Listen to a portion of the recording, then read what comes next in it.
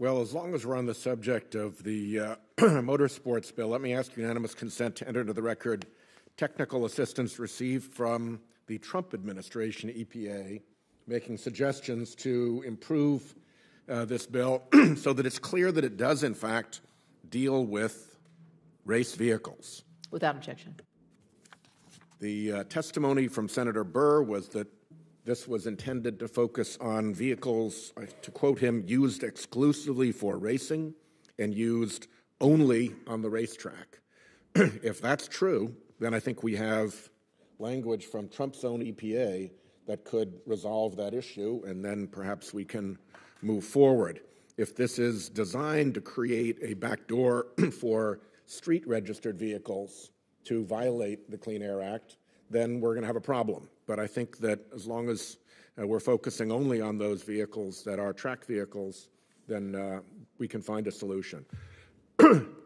More generally, I observe yet again that in this hearing, it is customarily only one side of the ledger that gets attention. Whenever pollution is being cleaned up, there is almost inevitably a cost to the polluters to clean up their pollution. But there's also often a benefit to the public from not having to breathe in the polluted air. And over again, instead of this committee looking at both sides of the ledger, we hear only about one side of the ledger. In fact, I think we could provide a wonderful market for one-eyed accountants who can only see one side of the ledger here in this committee. Let me ask, with respect to the wood heaters, if Ms. Hammond or Mr. Walk have any idea of what the cost-benefit ratio has been established as for those regulations.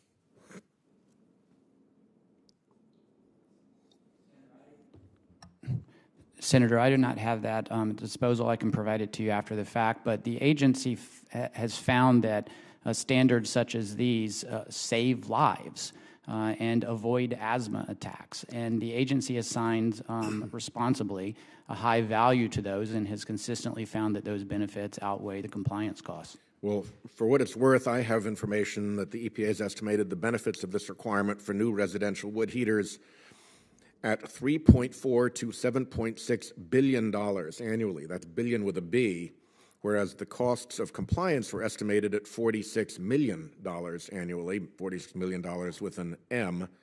So the net benefit is $74 to $165 in benefits for every $1 spent to comply. In most places, when you spend $1 and get $74 to $165 in benefits, that's considered a pretty good deal. However, it does require you looking at both sides of the ledger again, and to have public health benefits actually count for something, which over and over again this committee seems unable to bring itself to do. One of the things that I want to question about the Brick Kiln Act is that it would indefinitely postpone this new rule, as I understand it, while pending litigation continues. May I ask Ms. Hammond or Mr. Walk what this means in terms of the industry's ability to manipulate the deadline by simply keeping litigation alive for sake of pushing out the end point of the rule? Senator Whitehouse, let me give two answers to that. First of all, the bill is written in such a way that not just the pending litigation over the rules from 2015, but future litigation over future rules would also continue to delay those standards protecting Americans. And that's so the industry could litigate this truly into the indefinite future, into time immemorial. Our great-grandchildren could still be have no rule because the litigation never stopped. And if the rules keep getting reissued, it's just like that. The other thing I should note is that just last week, the Trump administration agreed to put the industry lawsuits on ice, not to dismiss them, but to ensure that they would continue, therefore fueling this bill's delay even more.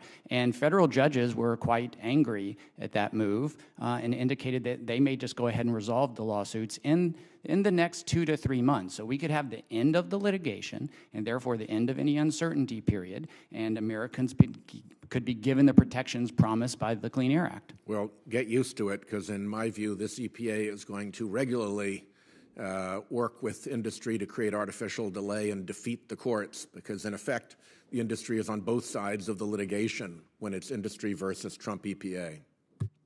Senator Wicker.